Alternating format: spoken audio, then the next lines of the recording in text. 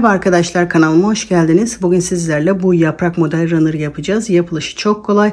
Gün içinde rahatlıkla bitirebileceğiniz model. Örnek çok fazla ip yemiyor. Bu özelliğini de çok sevdim. Bu runner'ı ben ekru renk yaptım. Koruma uysun diye bunu yeşil ve turuncu renklerde yaparsanız çok şık duracaktır. Bu örnekle ben runner olarak gösterdim. Daha sonra yastık yapılışını paylaşacağım. Aynı örnekle battaniye, koltuk şalı, yatak örtüsü, giyimlerde, çantalarda da kullanabilirsiniz. Ben örneği runner'da kullandım. Farklı alanlarda da tercih edebilirsiniz. Ben masanın üstüne bu şekilde sarkıtarak kullandım.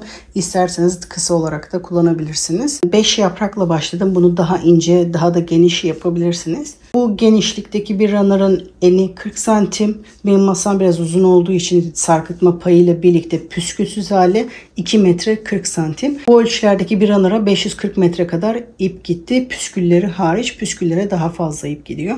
Püskülleri daha küçük yaparsanız daha az ip gidecektir. Runner'ım ütüye elverişli olduğu için hafif tersten ütülüyorum. Kanalıma abone olmak tamamen ücretsiz. Beğen ve yorum yapmak tamamen ücretsiz. Beğen ve yorum yaparak kanalıma destek olabilirsiniz. Yapılışını geçmeden önce bir like atarsanız sevinirim arkadaşlar. Şimdi modelimizin yapılışına geçebiliriz. Ben yurt dışında yaşıyorum. Bu şekilde yabancı bir marka ip kullanıyorum. 2 mm kalınlığında koton makrome ip kullanıyorum. %69 koton, %31 polyester ip. Bu şekilde ip kullanıyorum. İpimin kalınlığı da bu şekilde. Yakından göstereyim.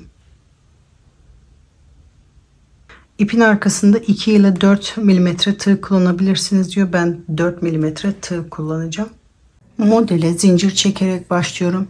Taban kısmı için toplamda 76 zincir çekiyorum. Birkaç tane de ekstra çekeceğim. Eğer bir yanlışlık yaparsak oradan kullanalım diye. Fazlalığı sökebiliriz.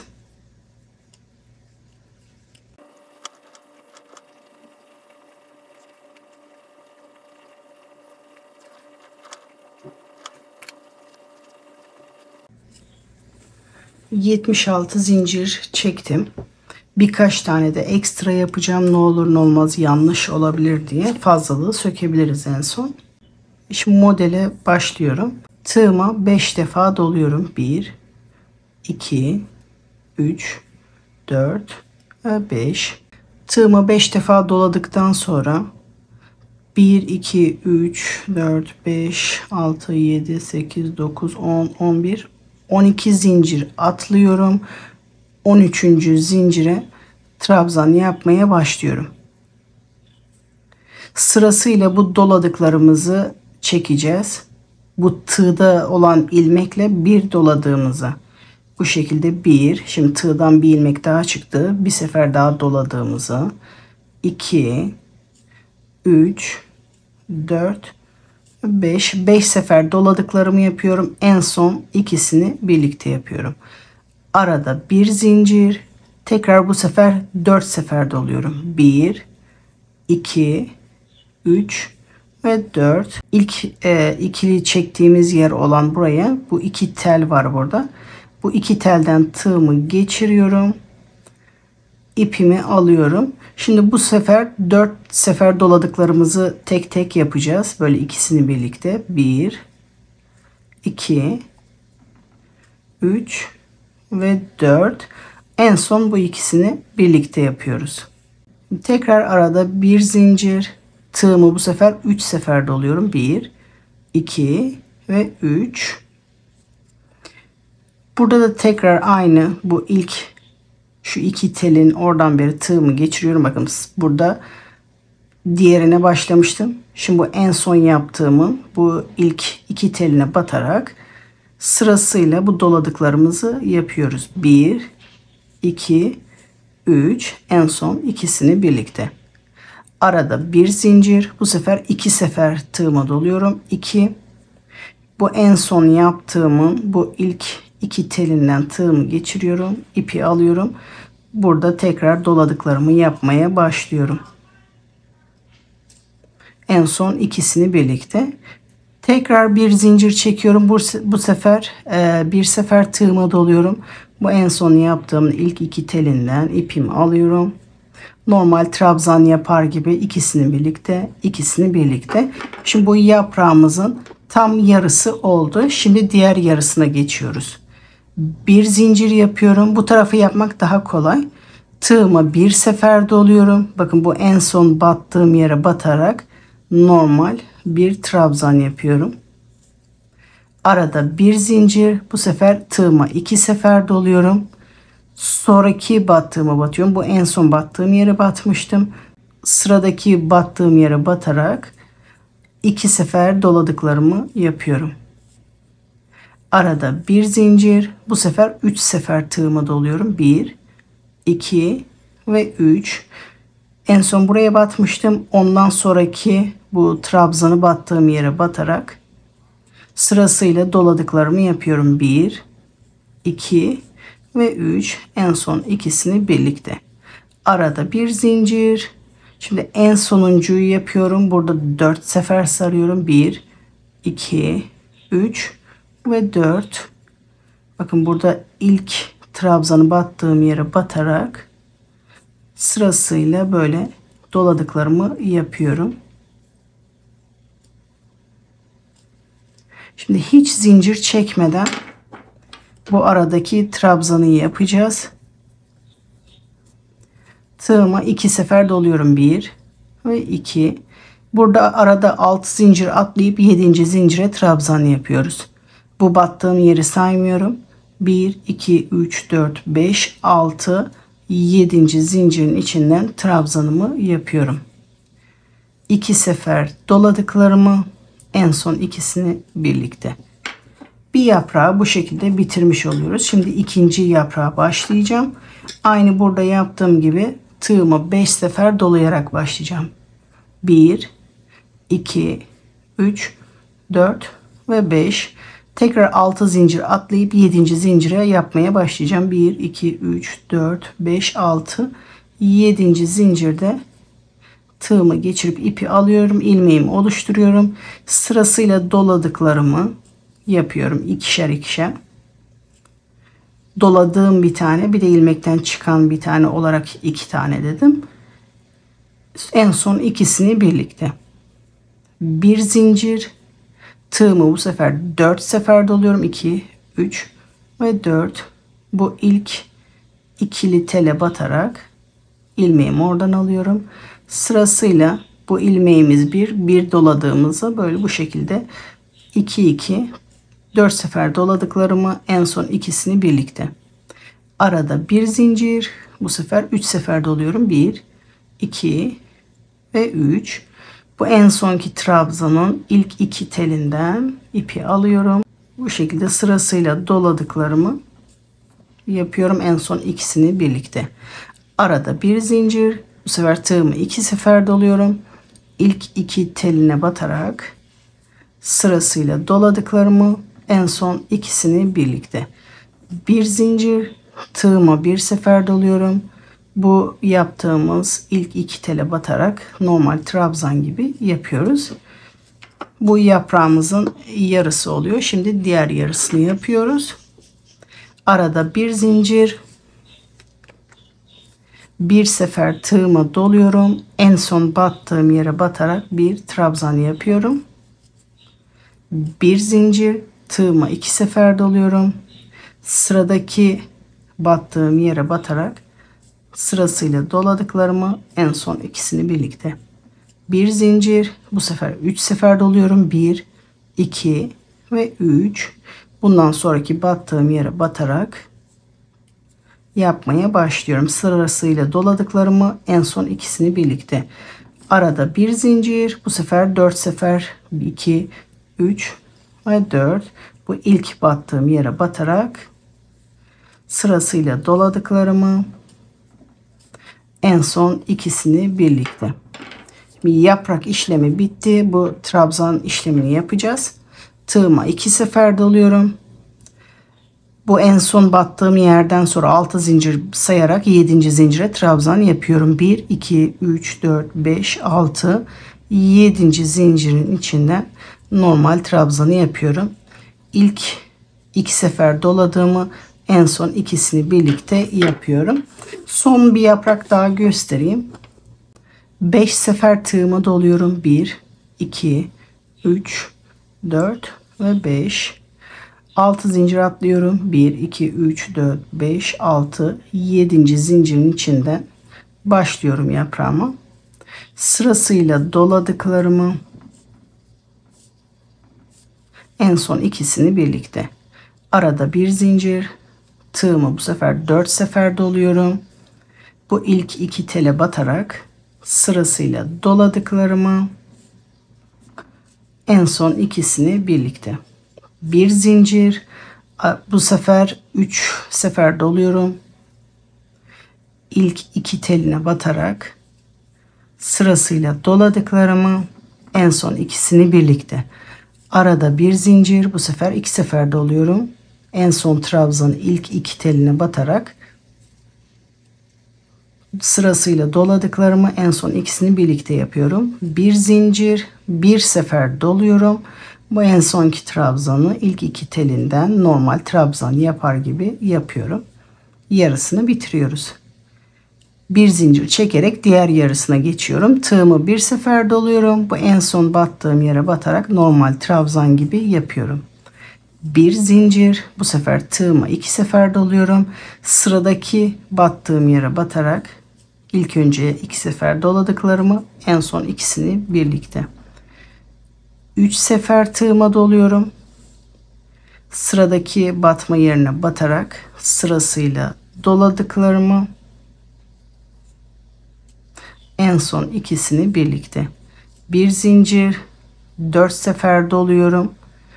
İlk battığım yere batarak sırasıyla doladıklarımı 2, 3, 4, en son ikisini birlikte.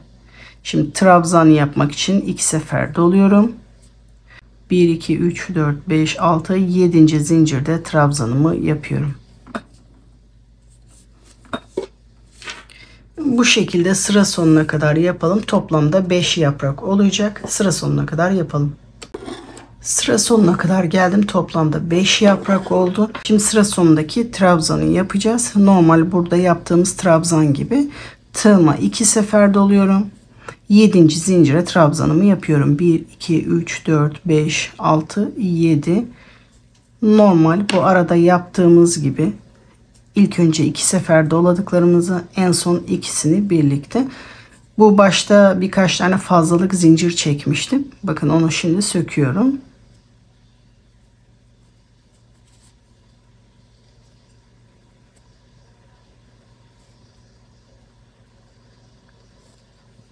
Bu şekilde tam sıra sonunda bitmiş oluyor. Yeni sıraya başlıyoruz. Yeni sırada yaprak yapmıyoruz. Aradaki zincirleri yapıyoruz. Dönüş için toplamda 11 zincir yapıyorum. 1, 2, 3, 4, 5, 6, 7, 8, 9, 10, 11. Sıramı dönüyorum. Burada tam ortada yaptığımız trabzanın tepesine batıyoruz. Şöyle de hesaplayabiliriz. Bakın tam ortası şu. Tam ortadaki trabzanın tepesine batarak bir sık iğne yapıyoruz. Arada 6 zincir. 1, 2, 3, 4, 5, 6. Tekrar tığıma 2 sefer doluyorum. Bakın bu arada yaptığım trabzanın tepesine batarak tekrar trabzan yapıyorum. İlk önce 2 sefer doladıklarımı, sonra ikisini birlikte. 6 zincir. Ortadaki trabzanın tepesine batarak bir sık iğne. 6 zincir. Tekrar bu sefer aynı buradaki gibi trabzan yapıyoruz. Tığıma 2 sefer doluyorum. Diğer sırada yaptığım trabzan tepesine trabzan yapıyorum. İlk önce 2 sefer doladıklarımız, sonra ikisini birlikte. 6 zincir. Bir yaprağın üstündeki tam ortadaki trabzanın yaprağın ortasındaki 6 zincir çekiyorum. Yaprağın tam ortasında olan trabzan tepesine bir sık iğne yapıyorum. Bu şekilde sıra sonuna kadar yapalım. Son yaprağın tepesine kadar yapalım. En sonuncu trabzanı birlikte yapalım. Son yaprağın üzerine kadar geldim. Normal arada çektiğim gibi 6 zincir yapacağım. 1, 2, 3, 4, 5, 6. Tığıma 2 sefer doluyorum. Bakın burada yaprakta yaptığım trabzanın hemen yanındaki zincire batarak bir trabzan yapmaya başlayacağım. 2 sefer doladıklarımı, en son ikisini birlikte bu şekilde bu zincirli sırayı da tamamlamış oluyoruz. Şimdi bu yapraklı sırayı yapmaya başlıyorum. 5 zincir, sıramı dönüyorum. Yaprak yapmaya başlıyorum. Aynı diğer sırada yaptığımız gibi 5 sefer tığıma doluyorum. Bu sık iğnenin tepesine batarak yaprak yapmaya başlıyorum. Sırasıyla 5 sefer doladıklarımı, en son ikisini birlikte. Bir zincir, bu sefer 4 sefer tığıma doluyorum. Bu ilk iki teline batarak ilmeğimi alıyorum. Sırasıyla doladıklarımı yapıyorum.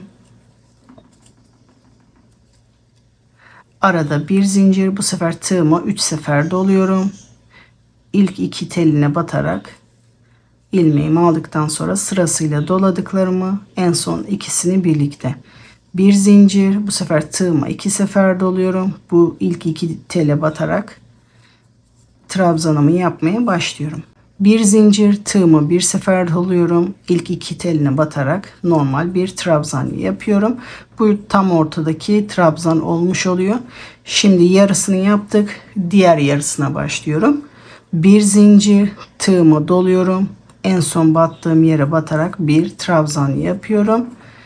Bir zincir, tığımı bu sefer 2 sefer doluyorum. Bu trabzanı battığım yere batarak trabzanımı yapıyorum. Bir zincir, bu sefer tığımı 3 sefer doluyorum. Sıradaki batacağım yere batarak sırasıyla 3 sefer doladıklarımı, en son ikisini birlikte. Bir zincir, bu sefer tığımı 4 sefer doluyorum. 2, 3 ve 4. Bu ilk battığım yere batarak sırasıyla 4 sefer doladığımı, en son ikisini birlikte böyle yaprağımızı bitiriyoruz. Aynı ilk sırada yaptığımız gibi. Şimdi bu aradaki trabzanı yapacağız. Tığıma 2 sefer doluyorum. Bu diğer sırada yaptığım trabzanın tepesine batarak normal trabzanımı yapıyorum. Şimdi tekrar yaprak yapmaya başlıyoruz. 5 sefer dolayıp 1, 2, 3, 4, 5 bu sık iğnenin tepesine batarak yaprak yapmaya başlıyoruz. Bu şekilde sıra sonuna kadar yapalım. Bu sırada yaprak yapılışını daha fazla göstermeyeceğim. İlk sırada yeterince gösterdik. Videoyu çok uzatmak istemiyorum. Bu şekilde sıra sonuna kadar yapalım. Sıra sonuna kadar geldim. Sonuncu yaprağı da yaptım. Kenardaki trabzanı yapacağız. Tığımı 2 sefer doluyorum. Burada 6 zincir atlıyorum. 1, 2, 3, 4, 5, 6, 7. zincirde trabzanımı yapıyorum. 1, 2, en son ikisini birlikte. Şimdi bu zincirli kısmı yapacağız. Tekrar 11 zincir çekerek sıraya başlıyorum. 1, 2, 3, 4, 5, 6, 7, 8, 9, 10, 11. Sıramı dönüyorum. Yaprağın ortasındaki trabzanın tepesine bir sık iğne yapıyorum. 6 zincir. Tığıma 2 sefer doluyorum. Trabzanın tepesine bir trabzan yapıyorum. Aynı bu sırayı tekrar ediyoruz burada. Sıra sonuna kadar, son yaprağın tepesine kadar yapalım. Sıra sonuna kadar geldim. 6 zincir yapıyorum. Tığıma 2 sefer doluyorum. Bu trabzanın yanındaki ilk zincire batarak trabzanımı yapıyorum. Sırasıyla 2 sefer doladıklarımı, en son ikisini birlikte. Şimdi aynı tekrar bu sırayı tekrar edeceğiz.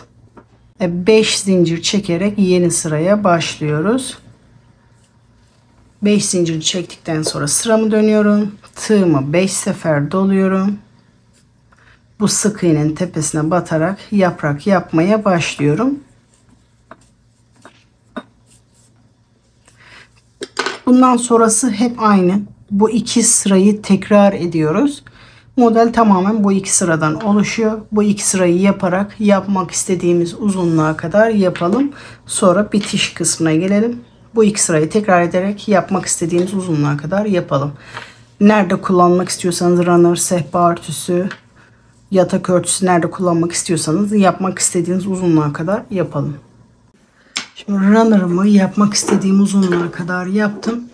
Uç kısmını isterseniz bu şekilde bitirebilirsiniz. İsterseniz bu zincirli kısımla bitirebilirsiniz. Eğer böyle bitirmek istiyorsanız zincirli bitirdiğimiz zaman şu şekilde şu kısmı bu şekilde zincirli bitirdiğimiz zaman başlangıç kısmıyla aynı oluyor. Ekstra bir işlem yapmaya gerek yok. Burası başlangıç kısmı. Eğer bu şekilde yaprak kısmıyla bitirmek istiyorsanız ipimizi buradan kesiyoruz. Sonra bu başlangıç kısmına tekrar bir sıra daha yaprak yapıyorum. Bir zincir çekerek başlıyorum. Bakın burada trabzanın battığı yere batarak ipimi burada sabitleştiriyorum. Normal sırada kaç zincir çekerek burada başladıysam burada da aynı yapıyorum. 5 zincir. Tığıma 5 sefer doluyorum. Bu aynı yaprağa battığım yere batarak yaprak yapmaya başlıyorum. Bir zincir, bu sefer tığıma 4 sefer doluyorum. Bu ilk 2 tele batarak trabzanı yapmaya devam ediyorum. Bir zincir, bu sefer 3 sefer doluyorum. Aynı normal sırada yaptığımız yaprağı buraya yapıyoruz. Bir değişiklik yok. Bu sefer 2 sefer doluyorum. Bir zincir, bu sefer bir sefer doluyorum.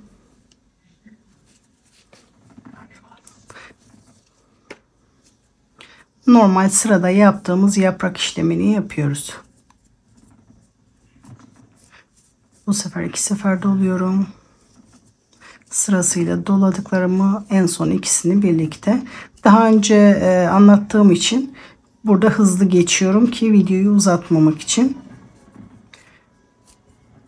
Bir zincir, bu sefer 4 sefer doladıklarımı ilk battığım yere batarak sırasıyla doladıklarımı yapıyorum. En son ikisini birlikte.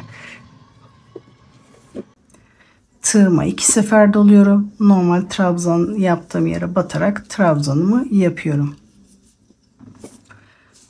Bu şekilde başlangıç kısmını da bu şekilde yapıyoruz. Dediğim gibi eğer bunun gibi bitirmek istiyorsak bu başlangıç kısmına da bir sıra yapıyoruz. Eğer ilk sırada böyle hoşunuza gitmediyse bunu birkaç sıra yaptıktan sonra da kesebiliriz. Bunu tam masamın bitimine getirerek buradan sonrasını sarkan kısım olarak yapabilirsiniz. Ben runner'ımı yaklaşık 3 ya da 4 sıra sarkıtacağım. Bunu masa bitimine denk getirip ondan sonrasını sarkan payı yapabilirsiniz. İsterseniz direkt bir sırada yapabilirsiniz. Ya da dediğim gibi bu şekilde zincirli de bırakabilirsiniz. Hangi türlü bitirmek istiyorsanız bitirebilirsiniz. Burayı da zincirli bitirmek istiyorsanız son sırayı normal sırada yaptığımız gibi 11 zincir çekiyorum.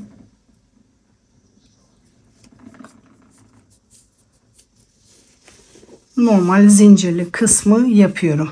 Ortadaki trabzan tepesine batıyorum. 6 zincir. Tığımı 2 sefer doluyorum. Trabzan tepesine batıyorum. Normal sırada yaptığımız zincir gibi yapıyoruz. Bunu da sıra sonuna kadar aynı şekilde yapalım. Hangi türlü bitirmek istiyorsanız bitirebilirsiniz. Bu şekilde sıra sonuna kadar yapalım. Sonra püskül yapılışına geçelim. Püskül yaparken ben elimde yapacağım. İlk önce şu kadar uzunlukta 2 parça ip kesiyorum.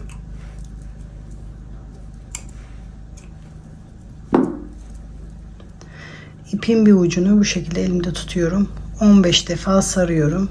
1, 2, 3, 4, 5, 6, 7, 8, 9, 10, 11, 12, 13, 14 ve 15.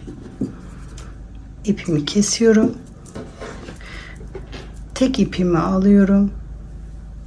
Sardığım ipin içinden geçiriyorum. 2 sefer düğüm atıyorum. Sıkı düğüm atıyorum. 2 sefer sıkı düğüm atıyorum. Sonra diğer ipi alıyorum. Bir ucunu piskülümün boyunca böyle tutuyorum. Yaklaşık 2 santim kala parmağımı böyle sıkıca bastırıyorum. İpin diğer kalan kısmını püskülün etrafından sarmaya başlıyorum. Üst üste gelmeyecek şekilde, böyle yan yana gelecek şekilde sarıyorum. Bu şekilde 4 defa, dilerseniz 5 defa sarıyorum. Sonra ipin diğer ucuyla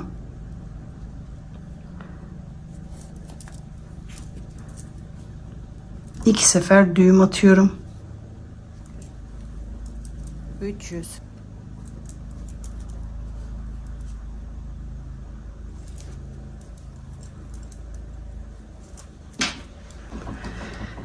İğne yardımıyla ya da tığ yardımıyla bu düğüm attığımız,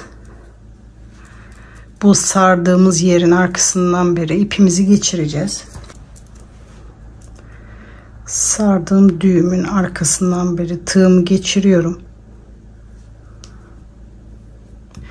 İlk önce tek ipimi çekeyim. Bunu çektim. Sonra diğerini deniyorum.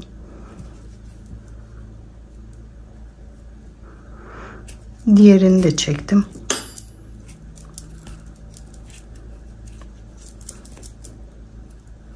Sonra ikisini birlikte çekiyorum. Düğümü o tarafa çekmeye çalışıyorum.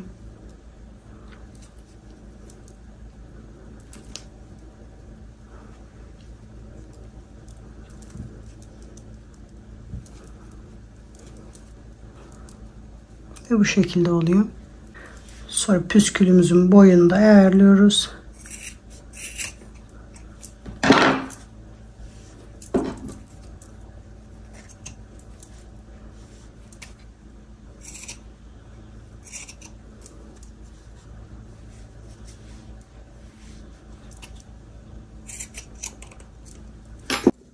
Püsküllerimi hazırladım. Püskül takarken İsterseniz bu şekilde sade olarak da takabilirsiniz. İsterseniz ucuna tahta boncuk da takabilirsiniz. Püskül tarifini verirken elime toplamda 15 defa sardım. Onlar daha az ip gidiyor. Ben kendim bu püskül kısımları daha büyük, daha hoş görünsün diye bunları 40 defa dolayarak yaptım. 40 yaparsanız bu şekilde oluyor. 15 yaparsanız daha küçük oluyor. İp çok gitmemesi için size 15 defa sarılarak gösterdim. Ama bu şekilde daha çok sararsanız daha çok ip gidiyor. Toplamda 10 tane püsküle yaklaşık 200 metreye kadar ip gitti. Püskül daha büyük olmasını istiyorsak daha çok sarınca daha çok ip gidiyor. O yüzden daha küçük yapabilirsiniz. Hiç problem değil. Püskül takarken bu tam ortadaki trabzanın tepesinden tığımı geçiriyorum. İpimin tekini buradan alıyorum. 2 sefer düğüm atıyorum. 1 2 Bu temiz olması için bu bağladığımız ipi de püskülün içine doğru çekiyoruz.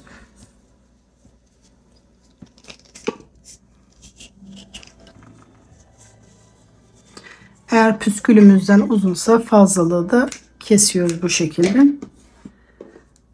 Böyle takınca böyle duruyor. Dediğim gibi isterseniz tahta boncuk takabilirsiniz. İsterseniz bu şekilde sade olarak yapabilirsiniz. Sırasıyla bütün püskülleri takıyorum.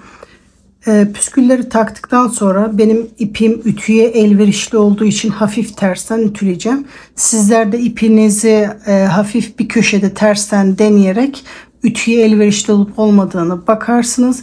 Ondan sonra tersten ütülersiniz. Eğer ütüye elverişli değilse bir şeyin altına koyarak o şekilde de düzleşmesini sağlayabilirsiniz.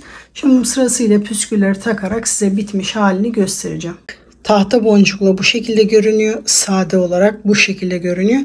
İstediğiniz şekilde yapabilirsiniz. Tahta boncuk yapınca biraz daha boyunu uzatıyor. Böyle de hoş görünüyor. Hangi türlü hoşunuza gidiyorsa o şekilde yapabilirsiniz. Modelin bitmiş hali bu şekilde arkadaşlar. Masanın üzerinde çok şık duruyor. Umarım sizler de beğenmişsinizdir. Videoyu izlerken keyif almışsınızdır. Yapacak arkadaşlara kolay gelsin diyorum. Sıradaki videolarda görüşmek üzere.